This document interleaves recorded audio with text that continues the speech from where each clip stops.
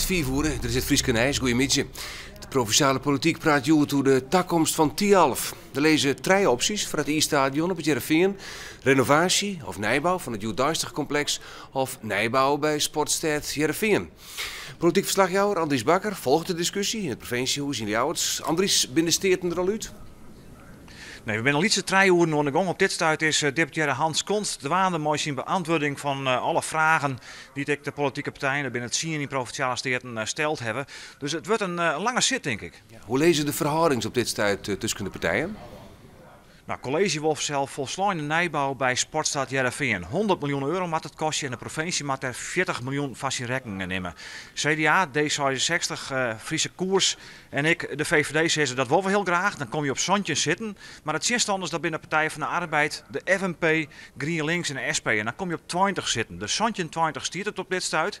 Voor nijbouw op de Joerdijske locatie. En dan is heel wichtig, wat zullen de ChristenUnie en de PVV, maar beide treien zitten in het komende uren dwan. Zullen ze toch kiezen voor nijbouw bij Sportstad of nijbouw bij Tialf, wat het nou is? Of uiteindelijk zal er nog een uitstel komen dat men pas na december een besluit neemt. Oké, Andries Bakker in het provinciehuis hoe 6 uur. Hier hebben we meer over deze zaak. Dat Ljouwert als culturele haatstad nou officieel van start gaat, wil er aan het eens een raadsbesluit genomen is, roept irritatie op van VVD en CDA in de Ljouwerterieën. Er waren van de morgen viooltjes en primulasplanten in de Wiek Nijlaan in Ljouwert in de vorm van het logo. Ik heb de officiële website gelanceerd, www.2018.nl. En dat is sinds zeer voort van de VVD en het CDA van de Ljouwerterieën, want die moet nog een besluit nemen. Nou, ik kreeg een beetje het gevoel, dat vind ik nooit leuk, dat het net uitmaakt. Of je nou voor of tegen bent, het gaat toch wat terug. En nu kies je er al heel erg nadrukkelijk voor om jezelf kandidaat te stellen.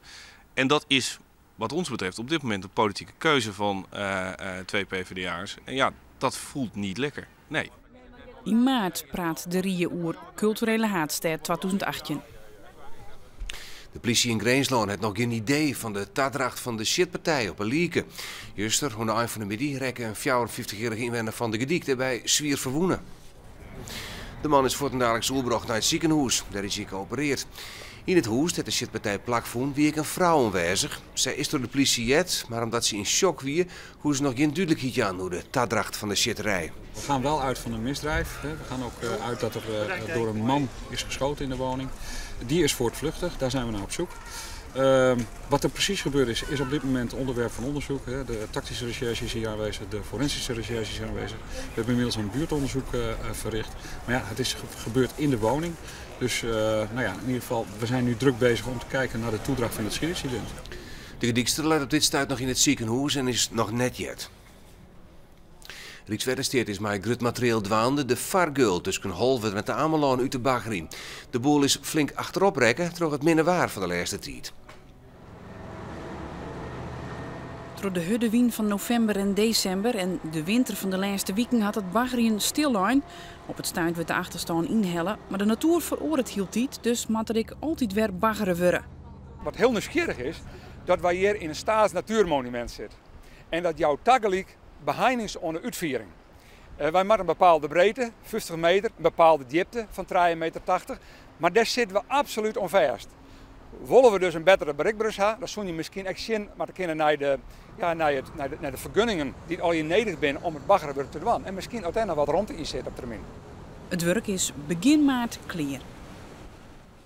Onder grote belangstelling is van de morgen in de Martini-kerk in Snits afgenomen van oud-politicus Gerrit Ibema. Op het Ouskier komen verschillende sprekers ontwut hoe de politieke en bestuurlijke carrière van Ibema.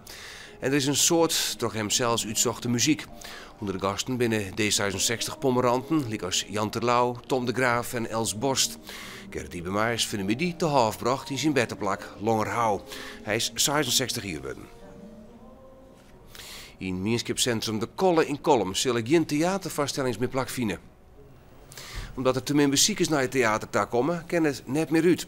Vaak binnen net meer dan 20 bezoekers, waarvan ik nog eens een keer de helft maar een vrijkaartje binnenkomen is.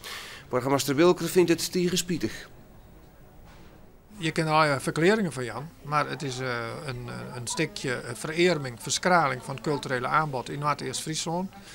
En ik constateer dat ik in Dokkum soms plak vind en nu hier ik heel spietig. Het waren er nog. Joen en vannacht, dan ruimt het en het wordt een gratis size. Manier is het nog net droeg. Letter krijgen we mogelijk nog wat zinnen. Het wordt dan zo'n 10 graden bij een matige en vrij krachtige zuidwestenwind. En dat zag via deze joert. Je kan dadelijk zien naar Heer en de K-route. En ik meld me maar meer Friesnijs aan ze zo'n 6 uur.